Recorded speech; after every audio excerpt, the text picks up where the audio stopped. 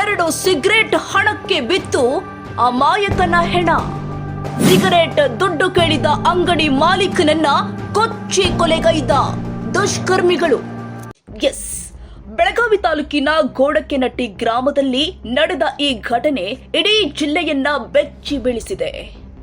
PAN shop ನಡೆಸುತ್ತಿದ್ದ 48 ವರ್ಷದ ಯಲ್ಲಪ್ಪ ನಾಯಕ್ ಕೇವಲ ಸಿಗರೆಟ್ ಮತ್ತು ವಾಟರ್ ಬಾಟಲ್ ಹಣ ಕೇಳಿದ್ದಕ್ಕೆ ದೌರ್ಜನ್ಯಕ್ಕೆ ಒಳಗಾಗಿ ಪ್ರಾಣ ಕಳೆದುಕೊಂಡಿದ್ದಾನೆ.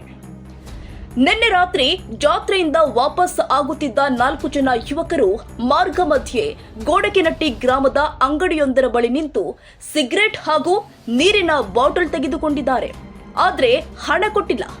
ಇದನ್ನ ಪ್ರಶ್ನಿಸಿದ್ದ ಅಂಗಡಿ ಮಾಲೀಕ ಯಲ್ಲಪ್ಪ ನಾಯಕ್ ಮೇಲೆ ಆ ಯುವಕರು ಅವಾಚ್ಯ ಶಬ್ದಗಳಿಂದ ನಿಂದಿಸಿದ್ದಾರೆ. ನಂತರ ಮಾತಿನ ಚಕಮಕಿ ಕ್ಷಣಾರ್ಧದಲ್ಲಿ ಹಲ್ಲೆಗೆ ತಿರುಗಿದೆ. ಯಲ್ಲಪ್ಪ ನಾಯಕ್ ಮೇಲೆ ತೀವ್ರವಾಗಿ ಹಲ್ಲೆ ನಡೆಸಲಾಗಿದ್ದು, ಗಂಭೀರವಾಗಿ ಗಾಯಗೊಂಡ ಯಲ್ಲಪ್ಪ ನಾಯಕ್ರನ್ನ ತಕ್ಷಣ ಆಸ್ಪತ್ರೆಗೆ ಸಾಗಿಸಲು ಯತ್ನಿಸಲಾಗಿದೆ. ಆದ್ರೆ ಆಸ್ಪತ್ರೆ ತಲುಪುವ ಮಾರ್ಗದಲ್ಲೇ ಆತ ಸಾವನ್ನಪ್ಪಿದ್ದಾನೆ. ಅವರ ಜಾತ್ರೆ ಮುಗಿಸ್ಕೊಂಡು ಕುಡಿದು ಫುಲ್ ಟೈಟಾಗಿ ಬಂದಿರ್ರಿ. ಬಂದ ಮೇಲೆ ಇವ್ರ ಅಂಗಡಿ ಮುಗಿಸ್ಕೊಂಡು ಹೋಗೋ ಟೈಮ್ದಾಗ ಇವ್ರನ್ನ ತರಿಬಿಸಿ ಸಿಗರೇಟ ನೀರು ಬಾಟಲ್ ಬೇಡಿದಾರೆ. ಬೇಡಿದಕ್ಕೆ ಪಾಪ ಕೊಟ್ಟಾನ, ಒಂದೇನು ತಪ್ಪಿಲ್ಲ, ಕೊಟ್ಟದ ರೊಕ್ಕ ಇಸ್ಕೊರಕ್ಕೆ ಹೋಗಾರ. ಇವ್ರ ಡೈರೆಕ್ಟ್ 4 ಮಂದಿ ಬಡಿಯಾಕ ಚಲೋ ಪಡ್ಬಿಟ್ರಾರೆ. 4 ಮಂದಿ ಬಡಿಯಾನ ಇವು ಚಿರಾಡನ ನಾವು ಎದ್ದು ನೋಡೋಕಂತ ಇಬ್ಬರು ಬಡ್ದು ಓಡಿ ಹೋಗಿಬಿಟ್ಟಾರ್ರಿ. ಆಮೇಲೆ ಇನ್ನಿಬ್ಬರು ಇವ್ನು ಬಡ್ದು ಓಡಿ ಹೋಗತ್ರು. ಅವ್ರು ನಾವು ಬಂದು ಹಿಡ್ಕೊಂಡಿದ್ದು ರೀ. ಹಿಡ್ಕೊಂಡು ನೀವು ಯಾವ್ರಾರ ಅಂತ ಎಲ್ಲ ಕ್ಯಾನ ಕಡೋಲ್ಯಾರ ಅಂತ ಹೇಳಿ ಅವರು ಓಡಿ ಹೋಗತ್ರಿ. ಅವ್ರನ್ನ ತರಿಬಿ ನಾವು ಫೋಟೋ ಗಿಟ ತಗೊಂಡಿವ್ರಿ. ಅವ್ರ 4 ಜನ ಅದ್ರಿ. ಒಂದು ಟಾಟಾ ಸಹ ಮೊದಲು ಹೋಗಿತ್ರಿ, ನಾವು ಬರೋಕ್ಕಿಂತ ಮುಂಚೆ ಹೋಗಿತ್ರದ. ಇವ್ರು 4 ಜನ ಅಂತ ಇವ್ರನ್ನ ಬಡ್ದದ್ದು ಕರೀರಿ. 4 ಜನ ಅದ್ರಿ ಅವ್ರು.